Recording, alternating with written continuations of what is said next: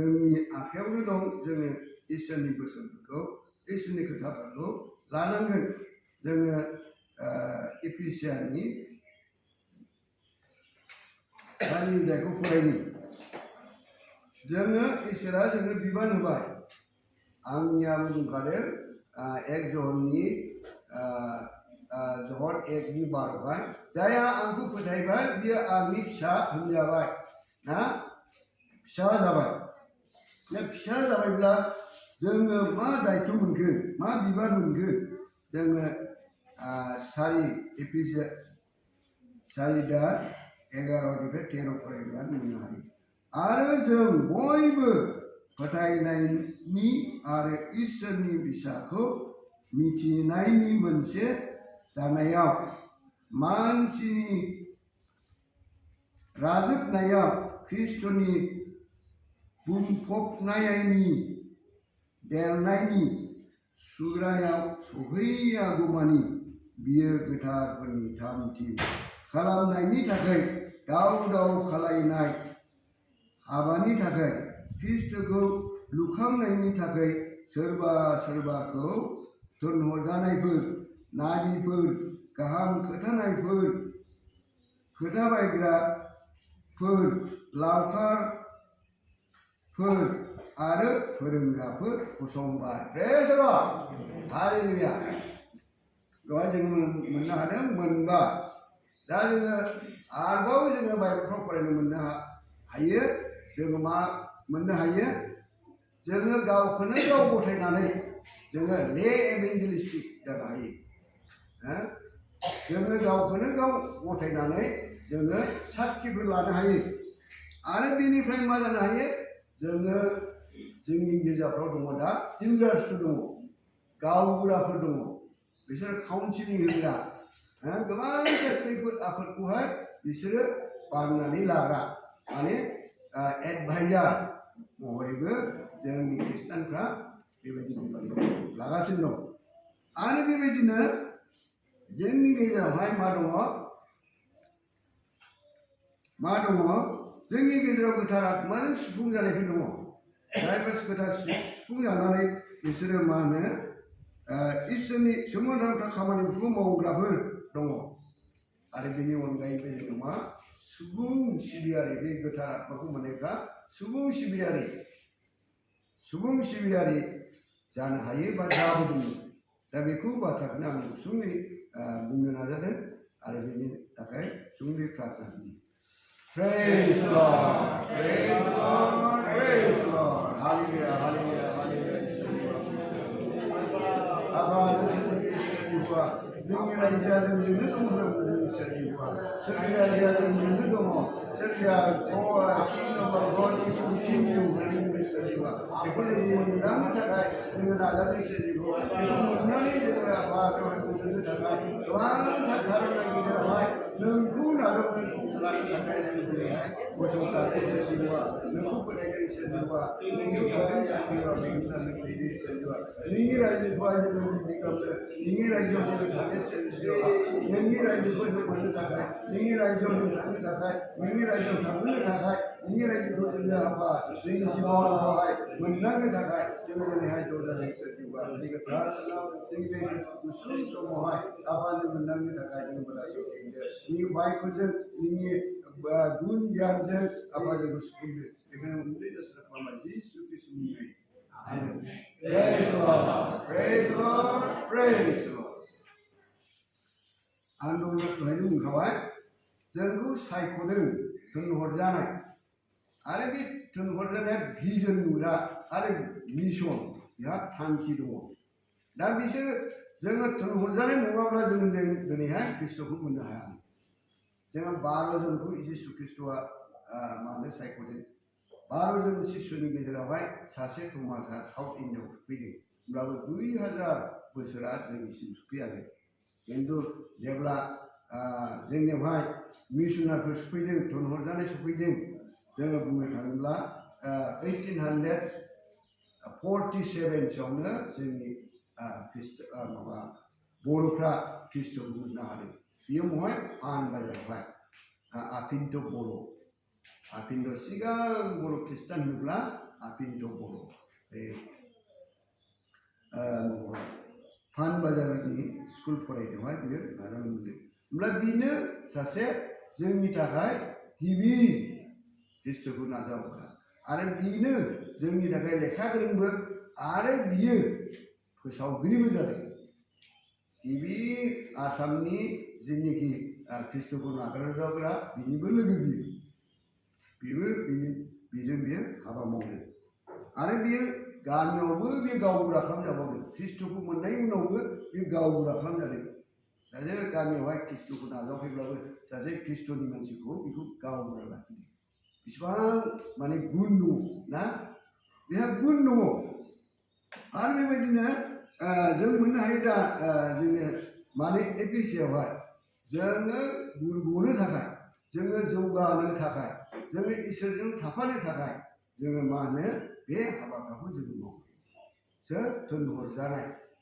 गिबियावनो एक नाम्बारावहाय थिनहरजानाय।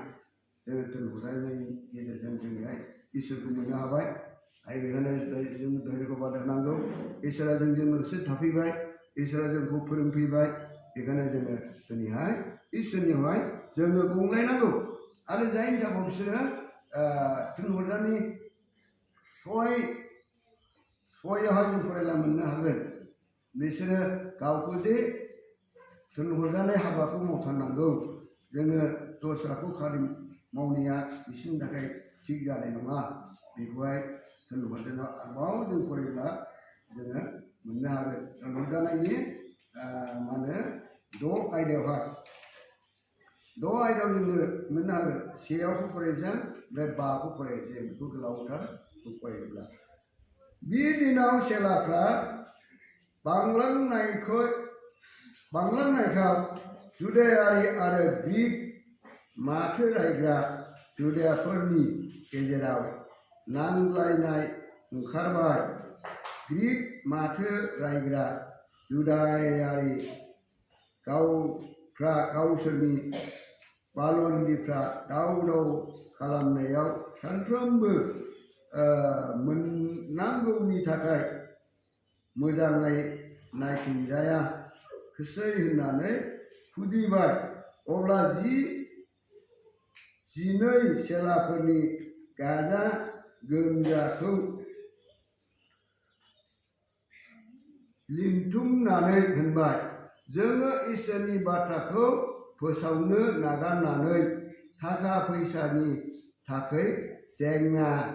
जाज्लायनाया थिक नङा। प्रेज द लर्ड, हालेलुया। थिनहरजानाया बिसोरो बुजिनो हाबाय जे बिसोरो बेवहाय थाबाय थायोब्ला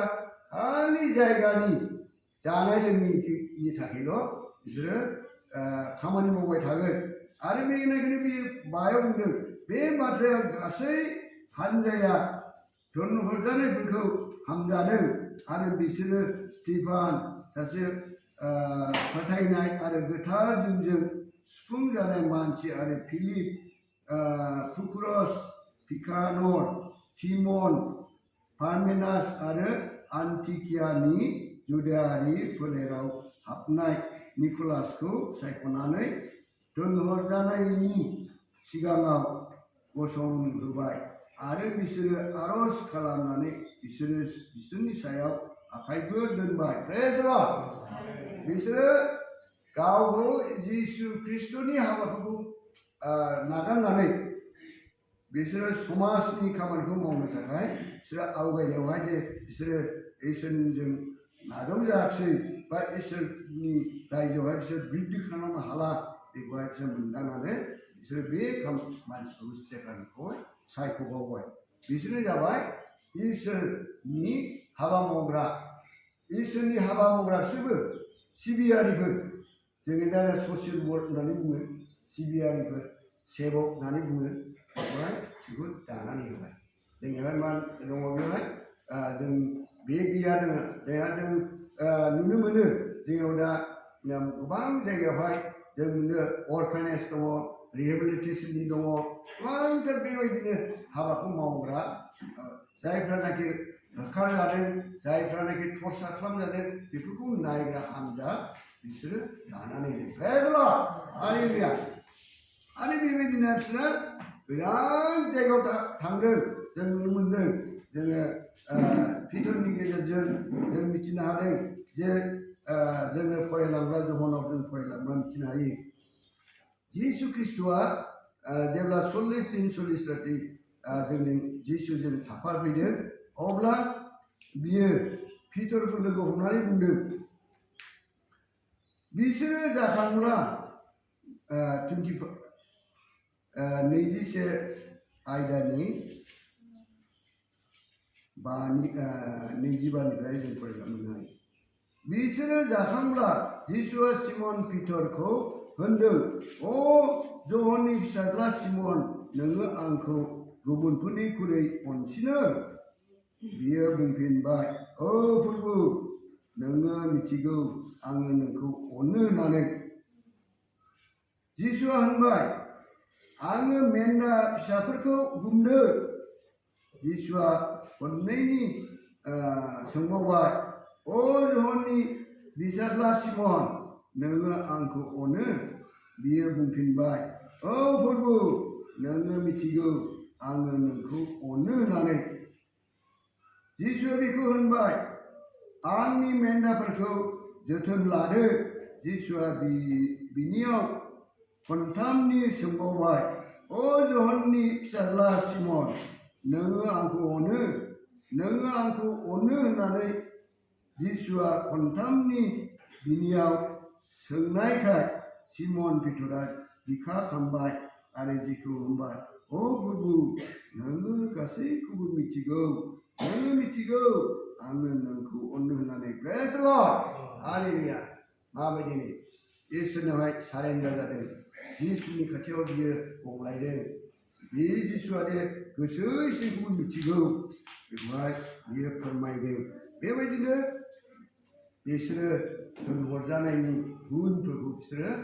आवग्रिनो लानो हादों जुदिब्लाबो बियो जेब्ला गोथार आत्मा मोनाखैमोन गोथार आत्मा मोनजासे बिसोर बेखौ नेनानै थानांदों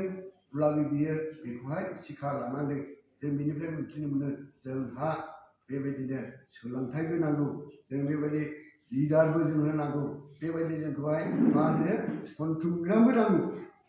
दा जोङो बे जिनिसखौहाय जोङो बे आयदाखौ जोङो नागारनो नाङा आरो बिनि गेजेराव जों मोननो हागोन प्रफेट नाबि जोङो नाबि नांगौ होननानै बुंखादोंमोन आरो जोङो जेरावहायनाखि गोथार आत्मा मोनगोन बियो आंखौ फरायबाय थाला फरायगिरिफोर मोनगोन जे जायफ्रा गोथार आत्माखौ नाजावगोन बियो मा होनो गियान विस्डमखौ मोनगोन नलेजखौ मोनगोन आरो बियो नाबि बायदि बे फोसावगोन आरो बियो मा होनो जब्रा जोंथाखौ सिखानो हागोन प्रेज द लर्ड हालेलुया जोङो बेबायदि नाबि आरो बे प्रसारावबो जागोन प्रसार खालामनो हाग्रा बेखौनो प्रफेटिक प्रिचिं होननानै बुङो माने नाबिनि फोसावनाय जोंनि पास्टरनि फोसावनाय प्रफेटिक मेसेज बेयो आलादा बेखायनो बिसोरखौहाय प्रफेटिक मेसेज होनो थाखाय आशीर्बाद होदों जोङो बेखौहाय जों मोननो दहायनो जों मिथिखाबाय जोङो एक्सनि 6:2निफ्राय 6आव फरायब्लानो जों मिथिनो हादों जे बिसोरो सायख'जाखाबाय बिसोर दामनो मोनबाय प्रफेट माने उननि बाथ्राखौ बिसोरो बुंथिनो हानायखौनो प्रफेट नांगौ उननि बाथ्राखौ गावनि खामानिया मा जागोन बेखौ भिजन नुग्रा गावनि मिशनखौ नुहुरग्रा बेखौनो प्रफेट होननानै बुङो आरो दस्रानिखौ नुहुरग्रा मण्डलिनि मा होनो भिजन आरो मिशनखौ नुग्राखौनो प्रफेट होननांगोन नाबि होननांगोन जायानाखि मा खामानि मावनांगौ बेनि भिजन आरो मिशनखौ 2 तिमथिनि 4:2आवबो जोङो बेखौ मोननो हायो प्रेज द लर्ड हालेलुया बिनि उनाव गाहाम रादाब फोसावगिरि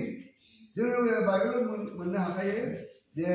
जायफ्रा फोसावग्रा बे बोर होजाग्रा मानोना फोसावग्रा गैयाब्ला सोर खोनानो मोनगोन ना फोसावग्रा थाब्लासो ना दस्राफ्रा खोनानो मोनगोन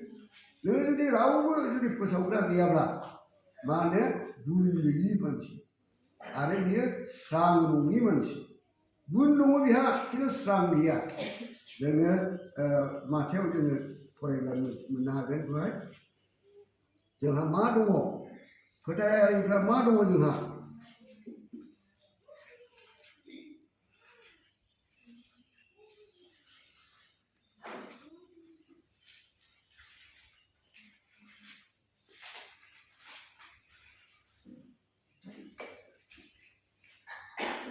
नोंसोर संसारनि संख्रै होननानै जोंहाय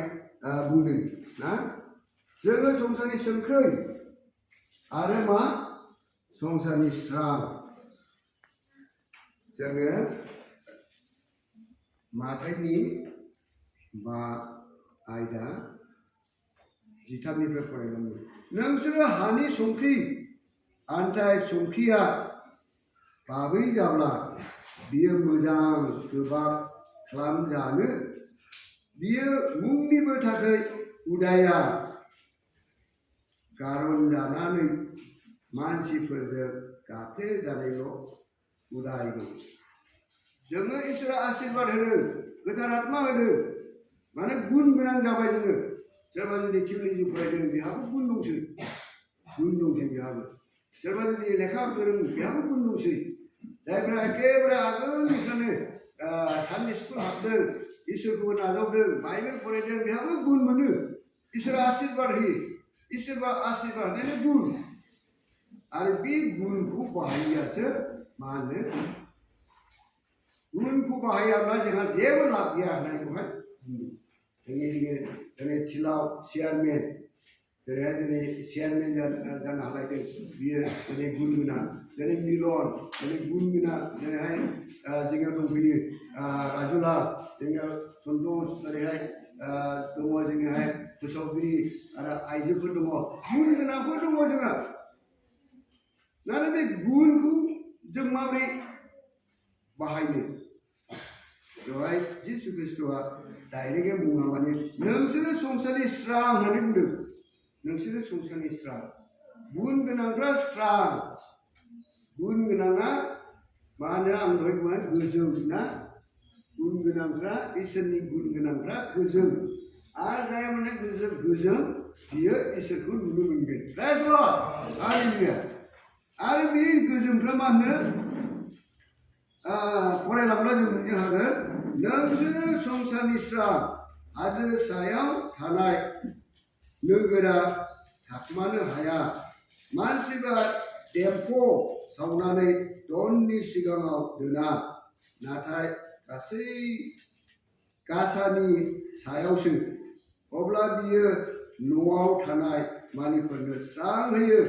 बेबादि नोंसोरनि स्रांआ मानसिफोरनि सिगाङाव स्रां होथों आरो बिसोरो नोंसोरनि गाहाम मावनायफोरखौ नुनानै नोंसोरनि सोरगोनि थानाय नोम्फाखौ बाख्नायथों प्रेज लर्ड हालेलुया जों बे मावनायनि गेजेरजोंनो जोङो मा खालामो स्रांखौ दिन्थिनो इसोरानो स्रां इसोरानो स्रां जों बे स्रां जाफैबाय माने गुन गोनां जाफैबाय आरो बेखौ मावनाय लोगो लोगो इसोरादि अनो इसोरादि नंमारगैनो सेक्रिफाइस खालामहैबाय माने बलिदान होफैबाय बेखौ नुनानै इसोरखौ बाख्नायो प्रेज लर्ड हालेलुया नोंगौ इसोरा नंगौ जोंखौ अनग्रा जोंखौ बाख्नायो जायहा अनग्रा जायहा हेफाजाब होग्रा जायहा बासायग्रा बेखौसो जोङो बाख्नायो बेखायनो इसोरखौ बाख्नायगोन होननानै बुंगोन बेखायनो फोसावगिरिनि गेजेरजों जों बेफोरखौ जोङो मावफुंनो हायो आरो थामथियाव जों मिन्थिनो हायो पास्टर जोङो जननि नाम फरायलांनाया 15 फरायब्ला मा होनो नोंसोरो मा होनो लावखार ओरैबो बुंखाबायना पितरखौबो बुंदों नोंसोरो आंनि मेन्दाफोरखौ जाहोदो माने बेयो पास्टरनि हाबा दा जोङो जिसु ख्रिस्ट'निखौ लावखार आंनि बे संसारनि लावखार जाफैदोंब्ला आरो लावखारा मा होनो सैथो लावखारा थगाया लावखारा जेब्ला गावनि मेन्दाफ्रा दुखु खस्थ' जायो बेवहाय बियो बिराद दाव दाव खालामो मासे मेन्दा माब्लाबो बेखौ नागिरो 100टा बाय 99टा दंब्लाबो मासे गैयाब्लाबो मासेखौ नागिरो प्रेज लर्ड हालेलुया बेखायनो जोंनि जेनाखि बे पास्टरफोर जों जहननि 1 पस्टखौ फरायनानै मोननो हागोन 1 तिमथिनि 3नि 1आव जों मिथिनो हागोन गुन गोनांफोर इसोरखौ नाजावग्रा आरो इसोरनि हाबाखौ मावनो बिसोरो थामथिम जाग्राफोर आरो बिसोरो बेबायदिनो लावखार जानानै जोंनि मन'रखौ बेंग्रा आरो बियो जोंखौ दैदेनो गासैबो दुखु खस्थ' न' बाङाव माबाफोर जादोंब्ला बेमार आजार जादोंब्ला बियो थांनानै बियो मा होनो प्रार्थना खालामहैयो गिर्जा खालामहैयो सोरबा जुदि गिर्जायाव हाबफैयाखैब्ला बियो बेखौहाय नागिरहैयो आरो बेबायदिनो बियो मा होनो मन'रखौहाय गोग्गोम खालामो प्रेज द लर्ड हालेलुया जोङो आरो मा नांगौ फोरोंगिरि नांगौ फोरोंगिरिया सोरब्ला जों गासैबो दिनैहाय जोंखौ लिरनानै होलांदों दिनैहाय माथायाबो लिरना होलांदों दिनैहाय मार्कुसाबो लिरना होलांदों दिनैहाय बिसोरो मा होनो जहन लुका लुक पल पिटार गोबांथार जों बे लिरनायनिफ्राय मिथिनो हायो बिसोरो लिरगिरिबोमोन आरो फोरोंगिरिबोमोन प्रेज द लर्ड बिसोरो फोरोंलांदों जोंखौ लिरनायनि गेजेरजों सोरबा बुंनायनि गेजेरजों जोंखौ बिसोरो फोरोंलांदों बेखायनो बिसोरखौ टिचार होननांगोन जों फोरोंगिरि होननांगोन रिसर्स पार्सन होनना बुङो दा माने गुन गोनां स्रां दङ बिसोरहा दा जोंनि गेजेरावहाय फोरोंगिरि नांगौ दा फोरोंगिरिया खुगाजोंल' जानाय नङा बे मावग्राबो जानांगोन जाकबनि जोङो माबायाव जों मोननो हायो 2:26 जेम्स नङा जाकबनि 2:26 जायहा फोथायग्रा बे खामानिखौ मोनबाय होननानै खिन्थु बियो मावफुङाब्ला बियो जेबो जिउ गोनाङा जेरैहाय जिउ गोनां मावाब्ला गोथै बेबायदि गोथैया मा होनो जों फरायनो बेखौ मोजाङैनो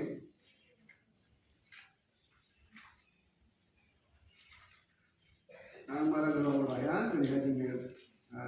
गेटार आत्मानिफ्राय जोङो आहार दङ बे आहारखौ जानाय जोङो बिदि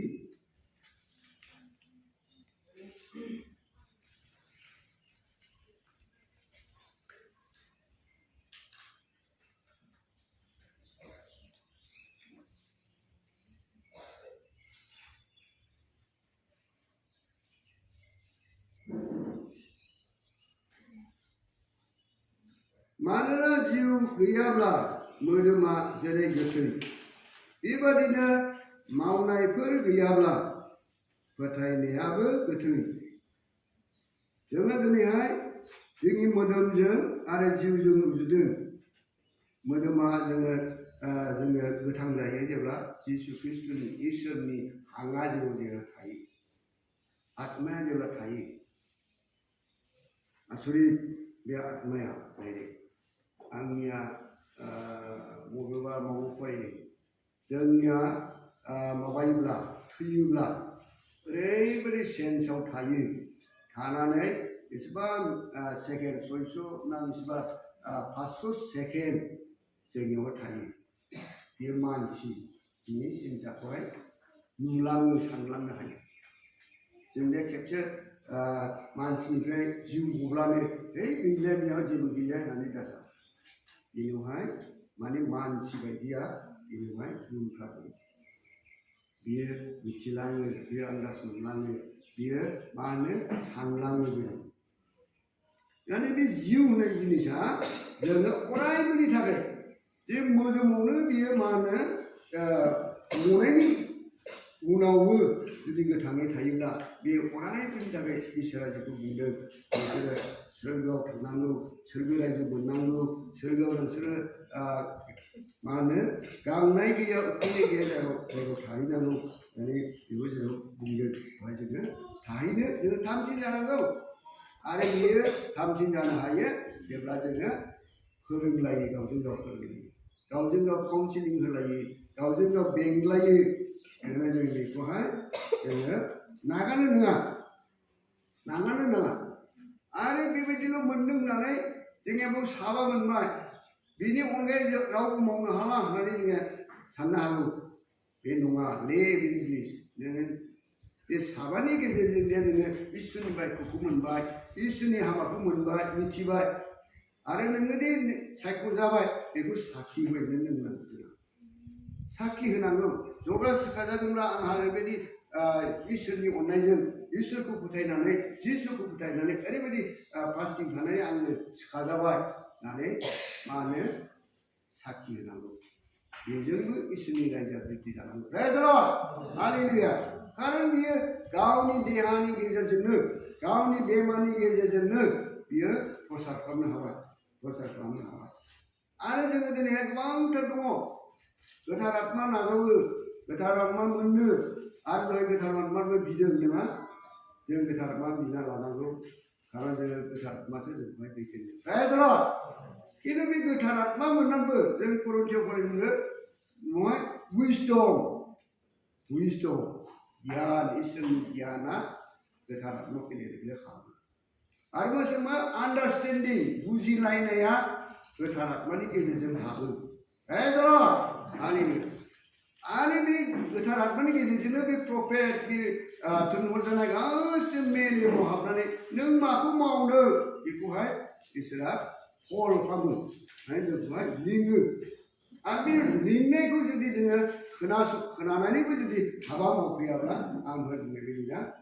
दाखौनो 2:26 बायदि नोङो गोथार आत्माखौ मोनबाय बोलोखौ मोनबाय गुनखौ मोनबाय खिन्थु नों मावफैयासै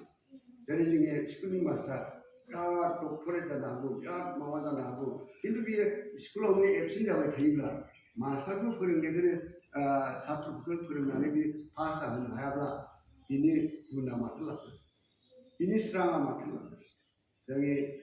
हाई सेकेन्डारियावहाय सासे साइन्स टिचार दंमोन साइन्स टिचारनि मेथ्सनि बियो मेथ्सआव मालाबाबो पास जाफेरा जाब्लाबो 30-25 गाहामल' मोनो खिन्थु गावहाय फार्स्ट डिभिजन गावनि फिसालाबो फार्स्ट डिभिजन मोनदों नांगौ गैया आंखौ जेब्लायबो बुङोमोन नोंहा गुन दङ बे गुनखौ नोङो मान ट्रेन्सफार खालामनो हाया मालायनो मानो नोङो राननो हाया होननानै बेखौ बुंबाय थायोमोन खिन्थु रिटार्डसिम बियो बेखौ हायासै गावनि गोसोनि थाखाय ना मानि थाखाय आं मिथिया खिन्थु दा गोदान मेथ्स टिचार फैबाय बेखौ सोंदों आं दाखालि थांनानै माबोरै जादों दानि मेथ्सआ हाब मोजांथार एकदम स्टुडेन्टफ्रा पास जायो एकदम मोजां मार्क मोनबाय मेथ्सआवबो मेथ्सआनो मेननो खिनो संसारनि गियाननि लामाया साबिया मेथ्स मेथामेटिक्स जेरै संसारनि सालायनायनि साबिया मा पलिटिक्स ना संसारखौ सालायनायनि माबाया साबिया पलिटिक्स खिन्थु गियानखौ जाय आहरन खालामग्रा बा नागिरग्रा बिनि मेलेमखौहाय माबाग्राया गोबांसिन बुथुमनो हाग्राया मेथ्स जाय मेथ्सखौ हागोन बे हिस्ट्रिखौबो हागोन पलिटिकेल साइन्सखौ गासैबो हागोन आंनि बिनाङा मेथ्सनि फार्स्ट क्लास PhD एकदम खन्थाइबो लिरनो गोरों रायथाइबो लिरनो खुनु मेथ्सजों खुनु सोमोन्दोआनो गैया बेखौबो बे गोरों खारन मेलेम गोनां नांगौ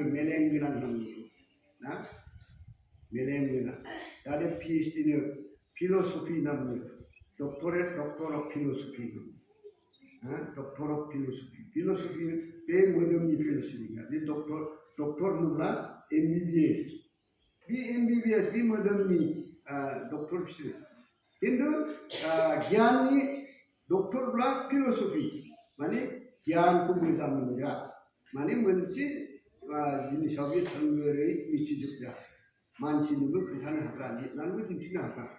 बेखौनो बे डक्टरखौ होनो मोननै रोखोमै होयो डक्टरेटआ मोनसे जाबाय एखेबारे लिरै बिजाब लिरनानै एकदम प्रमान होनानै बे डक्टरेट लानाय आंनि गथ'आ थुनलाइया कटन कलेजावबो PhD होनो थाखाय थांनाय सप्तायावहाय माबा खालामहैदों इन्टारभिउ लाहैदों आरो बड'लेण्डआवबो दाख्लै आं दहायनो फैनो हायाखै डिस्ट्रिक्टआव ओजोंहाय माबा लाहैदोंमोन माने PhD लाहैदोंमोन माबा इन्टारभिउ डिस्ट्रिक्टआव नङा शुक्रबार PhD नि बे इन्टारभिउ लाहैदों बेखौ दोनलांदों आं बे दोनलांदोंब्ला आंबो फैनो हायाखै आरो डिस्ट्रिक्टआव एकदम ओजोंहाय माबा आथियाबाद सिगांनि माबानियाव थांदोंमोन माने सक्तिनियाव बे मिलन सक्तिनियाव थांनायावनो आं बिस्थिबार सानसे फुङावबो थांनांबाय बेलासियावबो थांदों आरो सुक्रुबारावहाय बेबायदिनो बे डक्टरेटनि थाखाय थांदों एब्ला नों नायदो बे इसोरनि गियान आरो संसारनि गियान बेसेबां फाराग दं इसोरनि गियाना जाबाय बे बाइबेलनि गेजेरजों थिय'ल'जि थिय' होनोब्ला माने इसोर लजि होनोब्ला गियान माने साइन्स इसोरखौ नागिरग्रा साइन्स बिगियान बेखौनो थिय'ल'जि होनना बुङो जों इसोरखौ नागिरा दालाय ना जों जिसुखौ मोननायखाय इसोरखौ नागिरा जों जुदि जिसु गैयामोनब्ला इसोरखौ नागिरनांगौ बायदोंमोन खिन्थु जिसु ख्रीष्टआ जोंहा जोंनि गेजेराव फैयो आरो जिसु ख्रीष्टआ जोंखौ फोरोंलांबाय इसोर दङ सृष्टिया ओरैबायदि जादों जाफुङा बेबायदि मा होनो जागायनायनिफ्राय गावनि फैजासिम बियो जोंखौ फोरोंलांदों आरो दासिमबो जोंखौ फोरोंगासिनो दं बेखायनो जोङो इसोरनि माबा थिय'ल'जिखौहाय बारा गोसो होयो खिन्थु जोङो नागिरनांगौ इसोरखौसो जों नागिरनांगोन आरो इसोरखौ नागिरनानै जोङो बेबायदिनो गोथार आत्मानि सोमोन्दै जुदि थिय'ल'जि लानानैबो जुदि बे खामानि मावाब्ला गोथार आत्मा मोनाब्ला बेहा जेबो मुलाम्फा गैया आं बेखायनो माथायाव फरायखाबाय स्रां मोनदों बे स्राङा दरनि सिङाव खोबजायोब्ला जेबो लाब गैया ना बे रुमा खोमसियैनो थाफिनगोन बेखायनो जोङो दिनै जोबथारनायाव आं गोलाव गैया जोबथारनायाव आं बेखौनो बुंनो नाजादों जे नंमारगौयै जों संसारनि गेजेराव थानाय समाव आंनियाबो बुंदों जों बेनिफ्राय थांब्लानो जोङो मा होनो संसारनि मोनसे सोरबा पलिटिक्सआव सोरबा हयथ' सोरबा मा होनो बिजनेसाव सोरबा आबादारियाव सोरबा मास्टाराव गावबागाव खामानियाव जों बेवहाय मा होनो हाबहैनांगोन इसोरनि थिनखानाय नोङो गावनि मावनानै नोंनि मोदोमनिफ्राय गोलोमदैया हायाव गोलैयागौमानि नों मोनजानाय नङा बा जानो नाङा होनना बुङो मावनानै जि फिथाइ मोनो बेखौसो जों मोनजायो बा जानांगौ थारमाने जों आलसिया जानो नाङा आलसिया जायैयानो गाहाम बेनिफ्राय थांनाय लोगो लोगो जों माने जोंबो इसोरनि रायजोखौ नागिरबाय इसोरनि रायजोखौ मोनबाय बेयाव थांनाय लोगो संसाराव फैबाय बेखायनो आं सेकेन्ड टाइमाव बुंदों जोङो लामायावबो जों प्रार्थना खालामनो हायो प्रेज लर्ड गसंनाबो जों प्रार्थना खालामनो हायो दैनि जिङावबो प्रार्थना खालामनो न' सिङावबो हाजोआवबो जोङो इसोरजों रायज्लायनो हायो प्रेज लर्ड हालेलुया जोङो बिजनेस खालामनानै जेब्ला रावबो गैया बे समाव जों प्रार्थना खालामनो हायो जेब्ला नों हाबा मावबाय आबाद खालामहैबाय हाल एवखांनानै जेब्ला जिरायो बेखौ जों प्रार्थना खालामनो हायो प्रार्थना खालामनो इसोरखौ नाजावबाय थानांगौ नोङो इसोरखौ बिबाय थानांगौ इसोरजों रायज्लायबाय थानांगौ होमब्लासो इसोरनि रायजोआ नोंजों लोगोसे थागोन बेखायनो जोंनि जोबनायावहाय आं बेखौनो बुंनो सानो जों दिनैहाय संसार जेब्ला जिसुनियाव सोङो सोरगो रायजोखौ सोर मोनगोन जोङो जहनाव फरायब्ला जोङो बेखौ मोननो हायो संसारखौ सोर मोननो हागोन जोबनाय माबावहाय जोङो जोबनाय बिसारखौ जों फरायब्ला जों मिथिनो हागोन जोबनाय बिसाराव मा बुंदों माबाया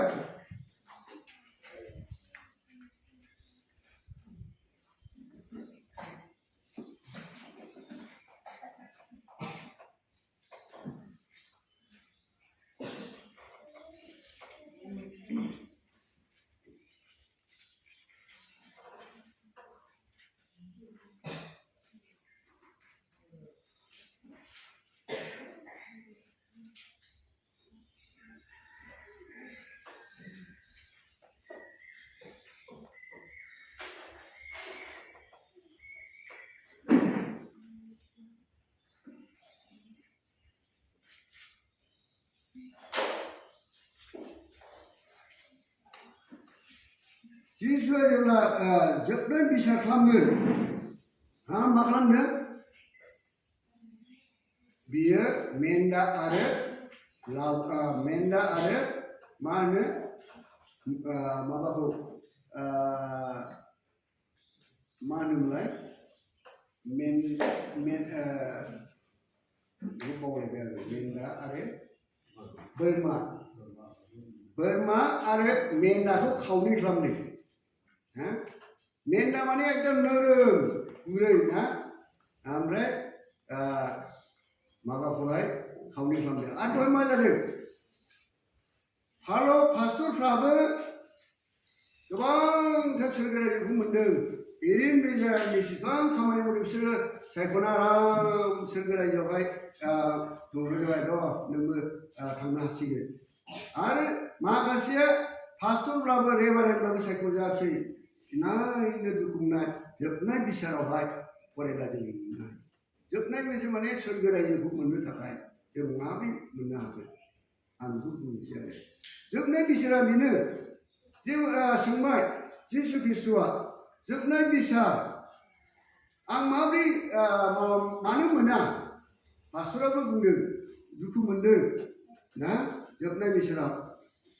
आरो बेयाव बुंदों आं जेब्ला गांनानै दंमोन उखैनानै दंमोन आंखौनो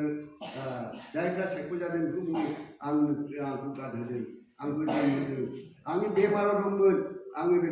नोङो नायहैदों आङो जेलाव दंमोन आंखौ नायहैदों आरो जोबनाय बोथोरावहाय जि सोंनाय बोथोरावहाय जोङो बे जायगायावहाय जोङो महाय थाहैगोन जों सोरगोरायखौ जोङो रायजो थाबोबाय आरो सोरगोरायखौ माबोरै मोननो जों मिथिबोबाय दा जोंनि जोबनाय बोथोराव जायहा गावखौ गथायनानै मा होनो मालायखौ सिबिगोन ना स्रांखौ होगोन अब्लासो जोङो मा होनो सोरगोरायखौ मोननो हागोन बेनिखायनो जोङो दिनैहाय गोबांथार जेलाव दं जोंनि बर' मानसियाथ' जोङो दिनै जेलाव नायनो हायाखै जेलाव दङ गोबांथार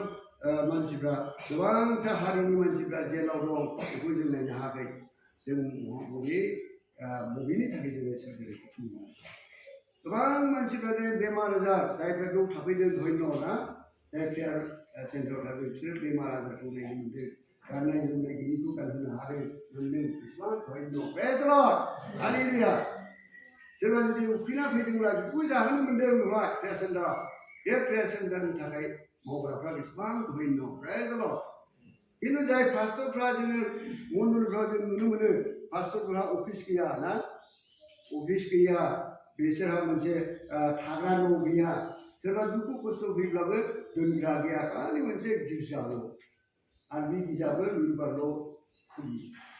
बे 6 दिनानो बन्द' होमब्ला बे पास्टरफोरनि थाखाय मा नांगौ जों बिदिब्ला बिसोरनि थाखाय रेसिडेन्ट नांगौ थारमाने थाग्रा नांगौ बिसोरो जिनोखि दुखु खस्थ' फैग्रा बेखौ नायग्रा बिसोरो नांगौ आरो इभान्जेलिस्ट थाग्रा नांगौ दुर्बजानाय थाग्रा नांगौ बेबायदिनो गोबांथार जोङो अभाब जानानै दं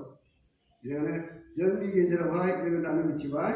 जे नंमारगौयै सोरगोरायजोआ जोंनि अननाया बेवहाय जायहा दुखु खस्थ' खालामदों जायहा बेमार आजारखौ नायदों जायहा गांनाय उखैनायखौ जाहोदों जायहा लांथियाखौ गानहोदों बिसोरसो मा होनो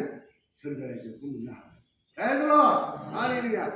जोङो जुदि फिथर बायदि आबौफोर जायोब्ला आं बे दहाय फरायदोंमोन नोंसोरो आंखौ अनो नाङो बिनि सिगाङावल' फराय